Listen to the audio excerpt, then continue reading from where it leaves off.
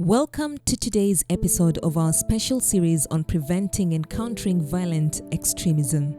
And in this conversation, we explore how access to justice plays a key role in addressing violent extremism, from arrest to rehabilitation to reintegration. We'll hear perspectives from across the justice chain: a magistrate, a prison officer, and a member of the community. Together, they help us understand what justice means in practice and how every sector contributes to peace, fairness, and security in our communities. Violent extremism, I wouldn't say there's a particular case that falls within it. It arises as a result of someone, because of the ideologies you hold, you feel that you need to do something to make you feel better. So how does this happen?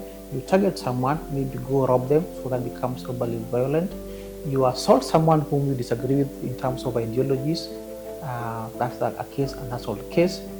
You steal from them, or you do any kind of harm to them, that will fall under violent extremism. So all sorts of cases, even murder, because I don't agree with the ideologies, maybe in terms of religion or race, so someone will come and maybe take someone's life. So that will be a case involving falling under violent extremism. Terrorism also, I think that's the most common one. Because someone doesn't agree with what you say, what you believe in, they visit some terror on you. So terrorism is also crimes falling under violent extremism. Violent extremism, if I'm to talk about access to justice, in this case there will be two people involved. There is a person being accused of violent extremism, there's a victim of that extremism. Access to justice will mean that the person being accused goes through the judicial process, and they are processed the right way so that justice is achieved. If it means taking them back to where they were initially before they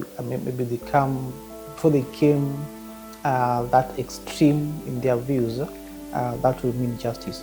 It also means justice to those who are affected by that kind of ideologies. When someone suffers as a result of the ideologies you hold, the violent ideologies you hold, that person needs to be taken back to where they were before they were affected. So it's cut both ways, that the person who is being accused and the victim, a victim of that particular extremism. So justice means cuts both ways, that the person being accused is processed the right way, goes through the judicial process. The person who suffers from that injustice, all that violent extremism, also gets justice that they deserve. When an inmate is brought to us from courts, I'm supposed to do what we call assessment. Assessment helps us in what way? Initially, when any inmate would be sentenced maybe for 2 years and above, this person would be subjected to a maximum prison, okay, by just basing on the jail term. But then we found that it was somehow affecting these inmates, because you might find this person being his first offense. He or she has not any history of other offenses. So when you subject him to a maximum prison where there are more hardcore criminals, the person might end up being lured to be a more hardcore criminal. So basically, assessment helps me as an officer to get to know what are the risk status of this inmate. Is he in a high risk of reoffending or low risk? So even if this person might have been sentenced to 4 years in jail, which previously could have made us to subject him to a more maximum prison, after doing the assessment, if perhaps I found this person's risk factors being low, I can write a report that this person should be subjected to a minimum prison.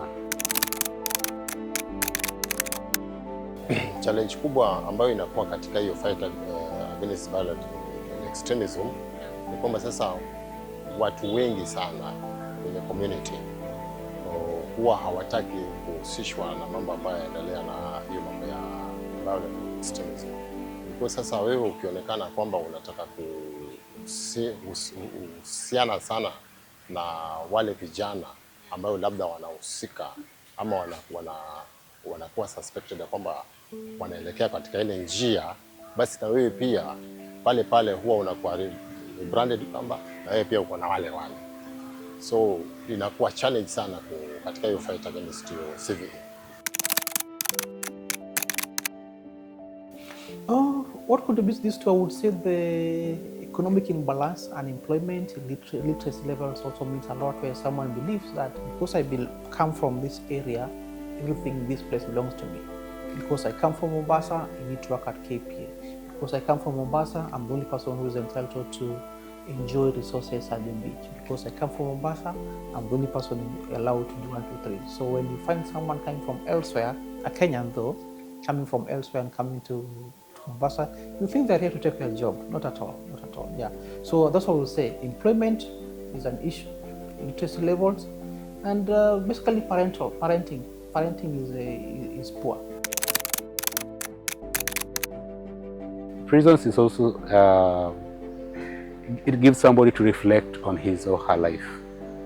Yeah, whatever he was doing then, and then the training that we have there, from the mental health, mental support, from the other service, other trainings that we have, this person is able to come out of the box and think broadly about his life. Yes. More engagement is needed.